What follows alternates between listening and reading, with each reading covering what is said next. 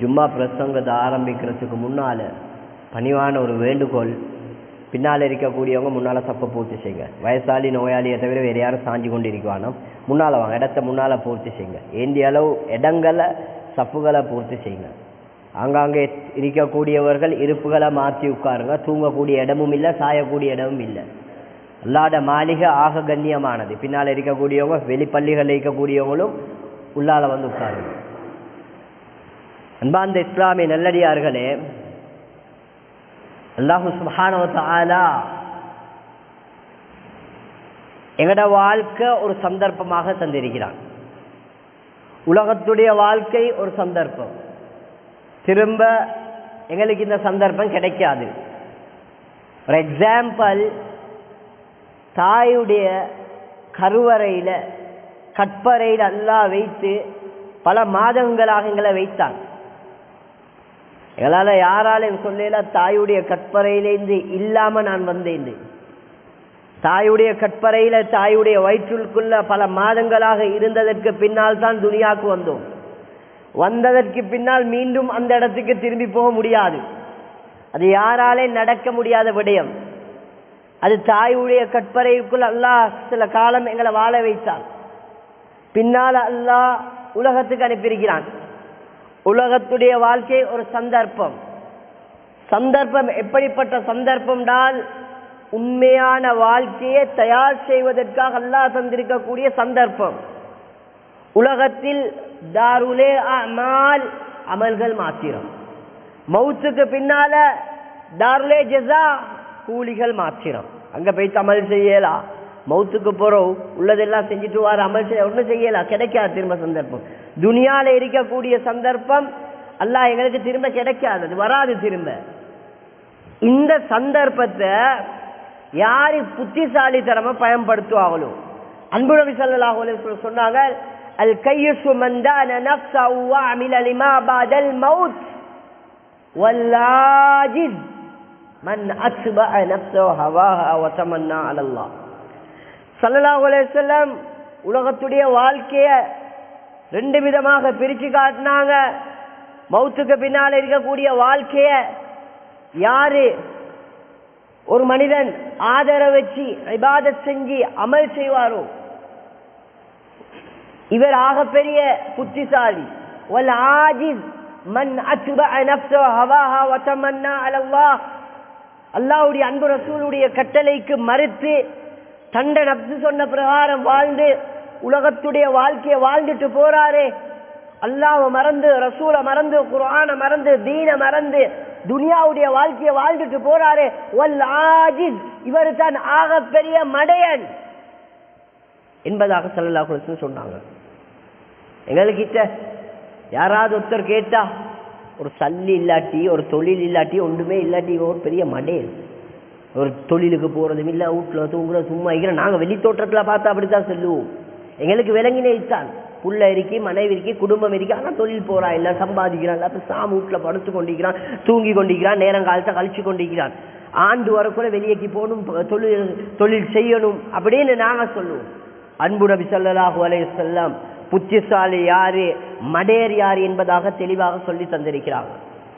அடுத்தது மிக முக்கியமாக நாங்கள் விலகி கொள்ள வேண்டிய ஒரு விடயம், அல்லாஹ் எங்களுக்கு சந்தர்ப்பத்தை, இபாதத்துக்குரிய சந்தர்ப்பத்தை தாரான். ஒரு விடயத்தை ஞாபகப்படுத்துறேன். அல்லாஹ் எனக்கும் உங்களுக்கும் எங்களோட வாழ்க்கைய நீடிக்கணும். அன்பு நபி ஸல்லல்லாஹு அலைஹி வஸல்லம் ஒரு துஆவை படிச்சாங்க, ஒரு துஆவை சொல்லி காட்டினாங்க உம்மத்துக்கு. ரமலானுடைய மாதம் வர்றதுக்கு முன்னாலே ஒரு துஆ, அல்லாஹும்ம பாரிக் லனா ஃபி ரஜப வ ஷஅபான் வ பல்லிக்னா ரமலான். இந்த துஆல மிக முக்கியமான விடயங்கள் அதை ஞாபகப்படுத்திட்டு மஸ்ஜிதுடைய நிர்வாகத்துடைய தலையங்கத்துக்கு செல்றேன். மிக முக்கியமான விடயம் என்னண்டா, ரஜபுடைய ஷஅபானுடைய மாதத்துல பரக்கத் செஞ்சிரு. வபல்லிக்னா ரமலான், இந்த வார்த்தைக்கு முஹத்திஸீன்கள் விளக்கம் எழுதுறாங்க. ஏராளமான பல கருத்துக்கள். அதுல ஒரு கருத்தொண்டு தான், அன்பு நபி ஸல்லல்லாஹு அலைஹி வஸல்லம் ஆயுள் நீடிப்பதை விரும்பினார்கள். ஆயுள் நீடிக்கிறான்னு சொன்னா, ஷபானுடைய மாதத்துல ஈக்கிறோம், அடுத்த ரமலானுடைய மாதத்தை அடைஞ்சு கொள்றதுக்கு, ரமலானுடைய மாதத்தை கழிக்கிற அன்பு நபி ஸல்லல்லாஹு அலைஹி வஸல்லம் விரும்பினாங்க. இபாதத்துக்காக வேண்டி. உதாரணம் சொல்றேன்டா, ரஜபுடைய மாசத்துல ஒரு மரத்தை நாட்டி ஷபானுடைய மாதத்துல அதுக்கு எல்லா உரம் தண்ணி எல்லாம் போட்டு ரமலானுடைய மாதத்துல அறுவடை செய்யறது. இதுதான் சுருக்கம். அறுவடை செய்யறதுன்னு சொன்னா மற்ற விடயங்கள் பொருட்களை வச்சு இல்ல, இபாதத் அமல் அறுவடை செய்யறது. பொதுவாக ஒவ்வொரு காலத்துக்கும் ஒவ்வொரு பிரச்சனைகள் சோதனைகள் வரும். நாங்க ரமலான் மாசம்டாலே சில ஏராளமான மஸ்ஜிதுல தலைய பிச்சு யோசிக்கிற, இந்த மாசம் என்ன செய்யணும், கஞ்சி கொடுக்கணும், ஈச்சப்பழம் கொடுக்கணும். அது ஒரு பக்கம் இருக்கட்டுமே, கஞ்சி கொடுக்கறதுக்கு தேங்காய் தட்டுப்பாடு. என்ன செய்யறது, தேங்காய் 5 தேங்காய் 10 தேங்காய்னு சொன்ன அதுக்கு 1000 கணக்கு போகுது. என்ன செய்யறது? இதை நாங்க யோசிக்க தேவையில்ல. ரப்பு எழுதினது நிச்சயமாக தருவான். அல்லாஹ் கொடுப்பதற்கு நினைச்சா யாராலையும் தடுக்கலாம், அல்லாஹ் தடுத்தா யாருக்கும் கொடுக்கலாது. இதைத்தான் நாங்க விளங்கணும். அந்த ஆஜியாரை பிடிப்போம், இந்த ஆஜியாரை பிடிப்போம், அவங்கள பிடிப்போம், இவங்கள பிடிப்போம். எங்கட முக்கியம் இது இல்ல. இபாதத் அமல் அறுவடை செய்யணும். ஏண்ட புள்ள தொழக்கூடியவராய் இருக்கணும், ஏண்ட மனைவி அமல் செய்யக்கூடியவராய் இருக்கணும், நான் இமாம் ஜமாத்தோட சொல்லணும். இதுதான் எங்களுக்குள்ள வரணும். அது மஸ்ஜித் நிர்வாகங்களா இருந்தாலும் சரி, ஊர் மக்களா இருந்தாலும் சரி, செல்வந்தர்களா இருந்தாலும் சரி, கஞ்சி கொடுக்கிறது அது கொடுக்கிறது அது ஒரு ஆலோசனை பண்ணி கொடுறது வேற விஷயம். இதை தலையில போட்டு எங்களுக்கு பெருசாக இதாக்க தேவையில்லை. மிக முக்கியம் இபாதத். மஸ்ஜித அலங்கரிக்கணும் அமல கொண்டு. விடயத்துக்கு வாரேன். அல்லாஹு சுப்ஹானஹு வ தஆலா மஸ்ஜித ஆக கண்ணியமாக வச்சிருக்கிறான். அன்பு நபி ஸல்லல்லாஹு அலைஹி வஸல்லம் சொன்னாங்க, அஹப்புல் பிலாதி இலல்லாஹி மஸாஜிதுஹா. அல்லாஹ்க்கு அந்த ஊர்ல மிக விருப்பமான ஒரு இடம்டா அந்த ஊருடைய மஸ்ஜித் என்பதாக சொன்னாங்க. வஅப்கலுல் பிலாதி இலல்லாஹி அஸ்வாகுஹா. அல்லாஹ்க்காக மிக விருப்பான ஒரு இடம் கடை தெரு என்பதாக சொன்னாங்க. இந்த மஸ்ஜிதுன்னு சொல்லக்கூடிய நேரத்துல எங்களுக்கு விருப்பமான பேர்களை சொல்லி கூப்பிடுவோம் மேலாம், எங்களுக்கு விருப்பமான பேர்களை சொல்லுவோம் மேலாம். அல்லாஹ் மஸ்ஜிது அவன் வைக்கப்பட்டிருக்கிற பேர் தான் மஸ்ஜித். அதுக்கு வேற வார்த்தைகள் எங்களால பயன்படுத்தலாம். இது கண்ணியமான ஒரு இடம், இது சங்கையான இடம், மலக்குமார்கள் வர்றது, மலக்குமார்கள் இறங்கி கொண்டு இபாதத் செய்யக்கூடிய இடம். இதுல ஒரு முக்கியமான விடயம் என்னண்டா, எங்களுக்கு தெரியும் இந்த மஸ்ஜித் ஒரு கட்டிடம், இதுக்கு பொருளாதாரம் பணம் அப்படியெல்லாம் இருக்கு. இதுல இந்த மஸ்ஜிதை கட்டி எழுப்புறதுக்கு ஒரு நிர்வாகம் தேவை, நிர்வாகம் ஒன்று தேவை.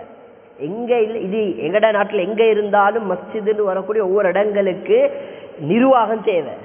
இந்த நாங்க யோசிப்போம், இந்த நிர்வாகம்ன்றது முதலாவது விலையும் கொள்ளணும். 3 வருஷம் ஒவ்வொரு இடங்கள்ல ஒவ்வொரு மாதிரி, எங்கட நாட்டை பொறுத்து 3 வருஷம் கொடுக்குறாங்க. இந்த 3 வருஷமும் மஸ்ஜிதுடைய பராமரிப்புகள் விடயங்கள் பாதுகாக்கிறது, மஸ்ஜிதை நிர்வகிக்கிறது. இது பொறுப்பு. எல்லாம் நினைக்கிறது பதவின்னு சொன்னா எப்படி தெரியுமா, வாகனம் கொடுக்கணும், சல்லி கொடுக்கணும், எல்லாம் கொடுத்து பெட்ரோல் அடிச்சு அவருக்கு இது கொடுக்கிற பதவி. யாரும் பதவின்னு எடுக்கப்படா.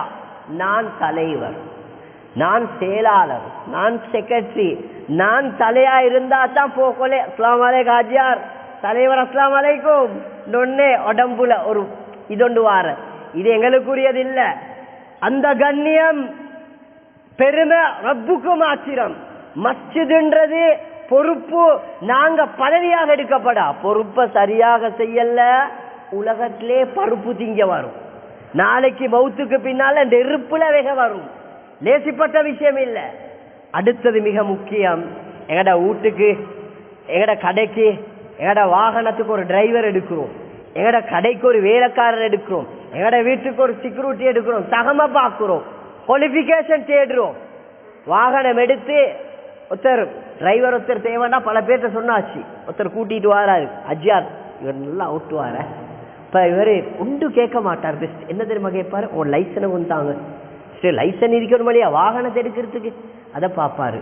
டேட்டெல்லாம் பார்த்துட்டு ரைட், அதை பார்த்து ஓகே கண்டத்துக்கு பிறகுதான் எடுப்பாரு. இல்லை டிரைவர் ஒருத்தர் வந்துக்கிடுவீங்களே லைசனே இல்லைன்னு சொன்னா அவரை வாகனத்தில் உட்கார வச்சு கூட்டிட்டு போய் வைப்பாரா, எடுத்துட்டு போய் வைப்பாரா? ஏலா நாங்கள் அதை பார்க்குறோம். உங்களுக்கு எவ்வளோ வருஷம் எவ்வளோ காலம் ஓட்டம் இருக்கு எல்லாம் செக் பண்ணி எல்லாம் பார்த்துட்டு தான் வாகனத்தை கொடுக்குறோம்.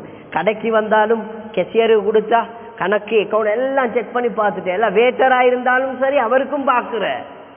இதே நாங்க பார்க்கறது ரப்பு அல்லாஹ்ட மஸ்ஜிதுக்கு அல்லாஹ் தகமைய குர்ஆன்ல சொல்றான். நீங்க உங்களோட மனசாட்சியை பொறுத்து தகமை பார்க்கலாம். ரப்பு சொல்றான் ஏந்த மஸ்ஜிதுக்கு வரக்கூடியவங்க இன்னமா யஅமுரு மஸாஜிதல்லாஹ் மன் ஆமன பில்லாஹி வல் யௌமில் ஆகிர் وأقام الصلاة وآتى الزكاة ولم يخش إلا الله. அல்லாஹ் சொல்றான் ஏந்த மஸ்ஜித நிர்வாகம் செய்யக்கூடியவங்களுக்கு நான் சொல்லக்கூடிய தகமை குவாலிஃபிகேஷன் அல்லாஹ் பார்க்கிறான். நாங்க ஒவ்வொருத்தரும் மனசுல கையை வச்சு பார்ப்போம், இந்த குவாலிஃபிகேஷன் எனக்கு இருக்கா, இந்த தகமை எனக்கு இருக்காண்டு பார்க்கணும். 100க்கு 100 சிலவர்கள் இப்படியெல்லாம் இல்ல ஊர்ல அப்ப யாருமே இல்லையே, அப்ப அப்படியே விட்டுறதா? அப்படி இல்லை, இந்த தகமைகளை கொஞ்சம் பார்க்கணும். ரப்பு சொல்றது அல்லாஹ் முதலாவது சொல்றான் இன்னமா யஅமுரு மஸாஜிதல்லாஹி, அல்லாஹ்ட மஸ்ஜித நீங்க பொறுப்பு செய்யறா மன் ஆமன பில்லாஹ், அல்லாஹ்வை கொண்டு ஈமான் கொண்டவராய் இருக்கணும். அப்ப எங்களுக்கு அடிப்படையில வருது மஸ்ஜிதுடைய பொறுப்புக்கள்ல முஸ்லீம் அல்லாதவருக்கு கால் வைக்கலாம். பொறுப்பு கொடுக்கோ மேலா எடுக்கோ மேலா செய்யோ மேலா, சுருக்கம் அவ்வளவுதான். மன் ஆமன பில்லாஹ் வல் யௌமில் ஆகிர் வ அகாமஸ் ஸலாஹ், ரெண்டாவது மிக முக்கியமானது. நாங்க எல்லாம் முஸ்லீமே, தொப்பியம் போடுவோம், தாடியும் இருக்கு, எல்லாம் இருக்கு, மாஷா அல்லாஹ், தோற்றம் எல்லாம் எங்கள்கிட்ட இருக்குதானே. அல்லாஹ் சொல்றான் அது மட்டும் சரி வராது. ரெண்டாவது அகாமஸ் ஸலாஹ், தொழுகை நிலைநாட்டக்கூடியவராய் இருக்கணும். இவரே பதவி எடுத்துட்டு நோம்புக்கு மட்டும் வாரது, மஸ்ஜித பாக்குறது, தராவி தொழுக நடக்குதா, குர்ஆன் மதரசா நடக்குதா, சம்பளம் கொடுக்குறா, சரின்னு போறவர் சரி வராது. குர்ஆன் அல்லாஹ் சொல்றான் தொழுகை நிலைநாட்டக்கூடியவர். இமாம்கள் விளங்கப்படுத்துறாங்க 2 கருத்து இருக்கு. ஒன்று 5 நேர தொழுகையை அவ்வல் ஜமாத்தோட முன்சப்ல தொழக்கூடியவராய் இருக்கணும். இன்னும் இமாம்கள் விளங்கப்படுத்துறாங்க தொழுகை நிலைநாட்டக்கூடியவர்னா இன்னும் ஒரு அர்த்தம் இருக்கு. அதுல எப்படி தெரியுமா?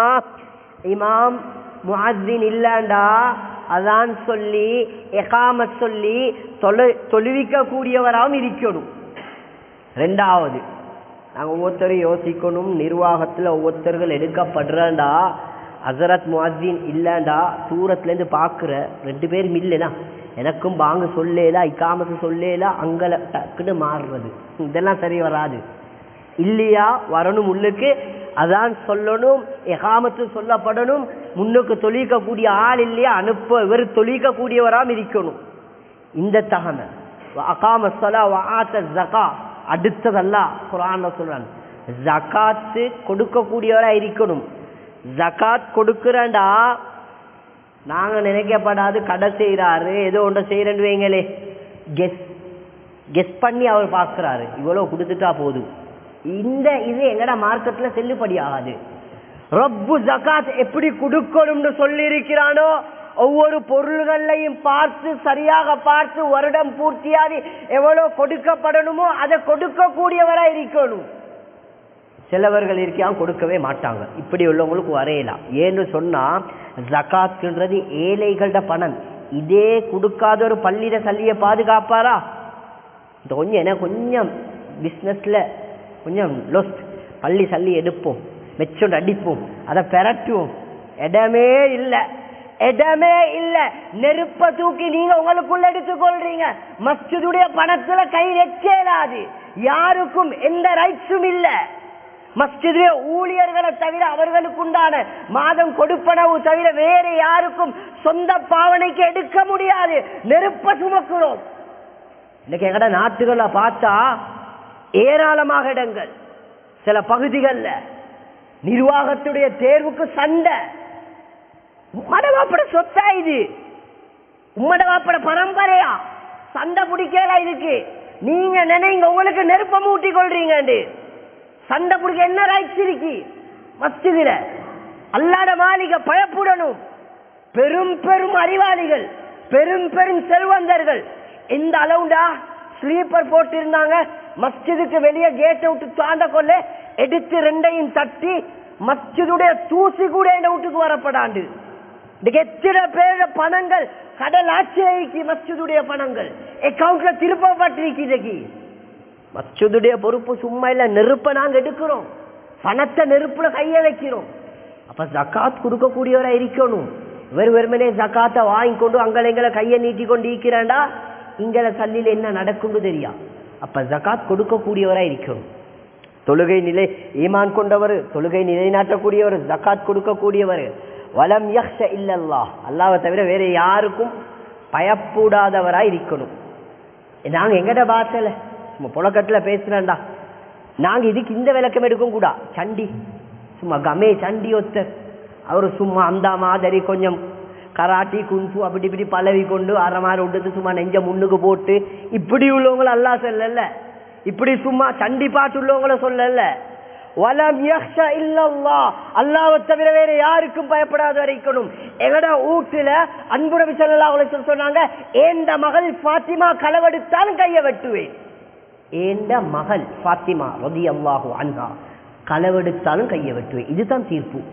இத போல ஏண்ட மகன் யாரோட ஓடினாலும் ஹத்து நிறைவேற்றணுமா, பள்ளியில கொண்டாந்து நிறைவேற்றணும். வாப்பா மகன் சரி வராது, லெட்டரை கொடுத்து நிர்வாகத்துக்கு பேசி உடுத்து பள்ளி ஹஜ்ரத் முஅத்தினை வச்சு மெதுவா ஹத்த நிறைவேற்றிடுவோம், மெச்ச சும்மா உள்ளுக்கால கீறி விட்டுருவோம்.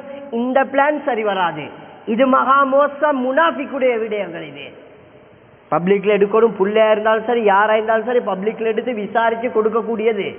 மகன் இல்ல யாரா இருந்தாலும் அந்த அளவு அல்லாஹ்வை தவிர வேற யாருக்கும் பயப்படக்கூடாது. உதாரணத்துக்கு சொல்றேன், கமேல பெரிய சொத்து செல்வம் இருக்கு, அந்த ஆஜியார் பெரிய கண்ணியமாக இருக்கிறாரு, மகன் ஏதோ பாவத்தை செஞ்சிட்டாரு, இப்ப நிர்வாகம் பயப்படுது. அந்த ஆஜியார் மகனுக்கு இப்ப என்ன செய்யறது, ஒண்ணு செய்யலாவே பேசலாவே, பள்ளிக்கு கஞ்சி இல்லா பேய்த்திரும், அரிசி இல்லா பேய்த்திரும், ஈச்சப்பழம் இல்லா பேய்த்திரும், மெச்ச நோமலா கீறி விட்டுரும். விளையாடவானம், இந்த விளையாட்டு காட்டவானம். வலம் யக்ஷ இல்லல்லாஹ், அல்லாஹ்வை தவிர வேற யாருக்கும் பயப்படக்கூடாது. சட்டம் தான் எல்லாத்துக்கும் ஒன்றுதான். இப்படியா இருக்கணும் மஸ்ஜிதுடைய பொறுப்பு. அடுத்தது மிக முக்கியமானது, மஷூராக்கு முன்னால மஷூரா இல்லை. நிர்வாக தேர்வண்டு அதுக்கு முன்னால ஒரு நைட் வீட்டில் இருந்துட்டு காஃபி ஒன்றை ரெடி பண்ணி ஒரு குரூப் ஒன்றை தயார் செஞ்சு அவரை தான் போடணுமே. நாங்கள் அவரை தான் போடுறோம், அவரை தான் எடுக்கிறோம். அவர் பரம்பரையாக செஞ்சுட்டு வர 3 வருஷம் 4 வருஷம் 5 வருஷம் அவர் சரி வராது. அவரை கலட்டணும், இவரை தூக்கணும், இவரை போடுவோம். நான் சொல்றேன், இந்த மஷூரா இருக்கித்தானே அல்லாஹ் பாதுகாக்கணும்.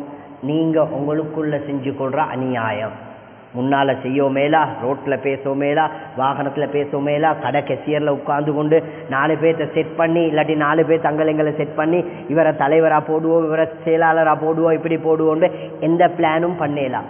மஸ்ஜிதுக்கு வரணும், நிர்வாக தேர்வண்ட அமைதியாக இருக்கணும்.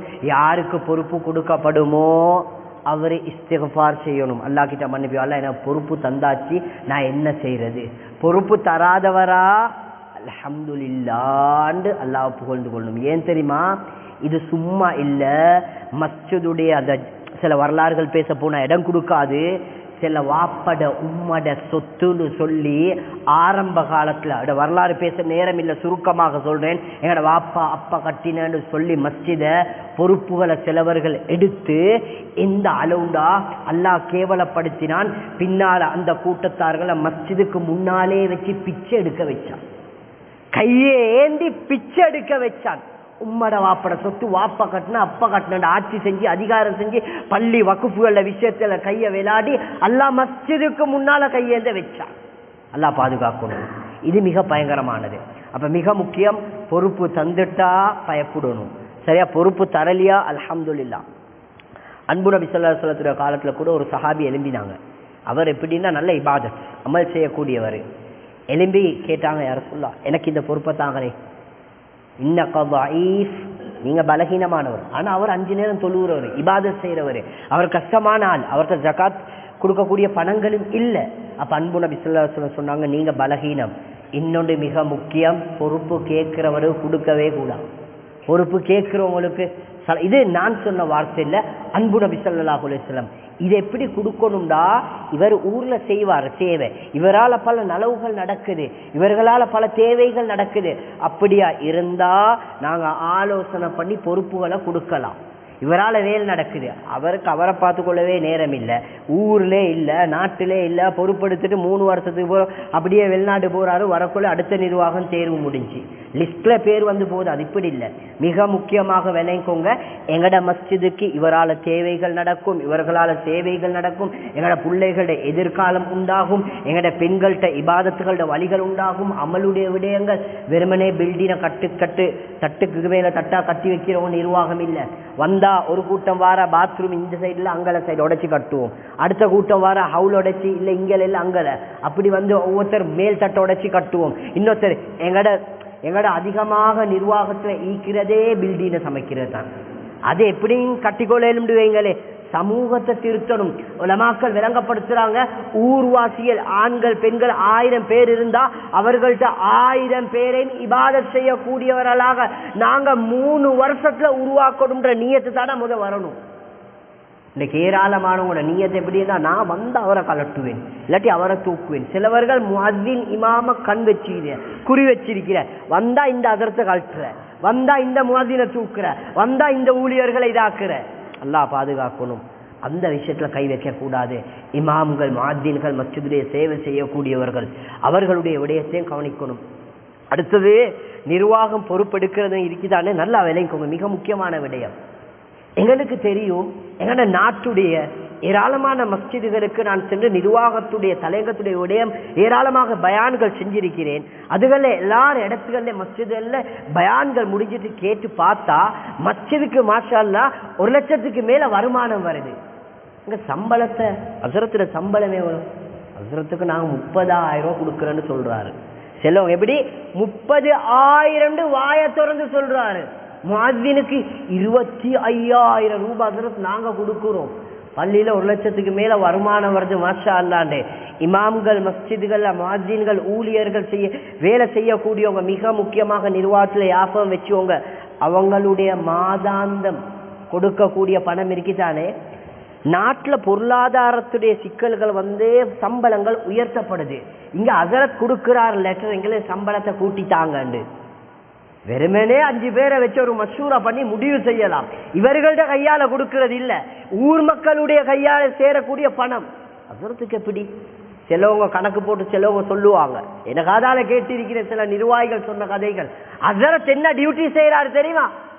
5 நேரம் சொல்லிக்கிறாரு, 15 நிமிஷம் சொன்னாலே சும்மா யோசிங்களே. அப்ப எவ்வளவு, 1 மணித்தியாலம் 1.5 மணித்தியாலம் தானே ஹஸரத்துல டியூட்டி. அவ்வளவு தானே அவருடைய வேலை நடக்குது. இதுக்கு 30,000 சம்பளமா? அல்லாஹ் பாதுகாக்கணும். உங்களோட தேவை 30க்கு நீங்க செஞ்சு கொள்ளலாம். ஆனா உங்களோட தேவை இப்ப ஹஸரத்துல கரண்ட் பில் வந்தாலும் அவருக்கும் ஒரே மாதிரி தான், தண்ணி பில் வந்தாலும் அதே மாதிரி தான், அவர் ஒரு சாமான் எடுக்க போனாலும் அவரோ தான், பிரைவேட்ல மருந்து எடுக்க போனாலும் அவருக்கும் 1500 ரூபாய் தான். ஆனா சம்பளம் கூட்டுறதுக்கு விருப்பம் இல்லை. ஏன்னு சொன்னா அல்லாஹ் பாதுகாக்கணும். சம்பளங்கள் அவர்களுடைய ஊழியர்கள் இது சரியாக நிறைவேற்றலையா, நாளைக்கு கியாமத்துடைய நாளையில் அல்லாஹ் கேட்பான். சிலவர்கள் எங்கட பணம் மாதிரி கையில வச்சு கொண்டிருக்கி, அடே மஸ்ஜித் ஏண்ட புள்ள மஸ்ஜித் இமாம செய்யறா, அவருக்கு ஒரு 25-30 கொடுக்குறேன்னு சொன்னா வாயால சொல்ல, அது போட்டா என்ன செய்ய.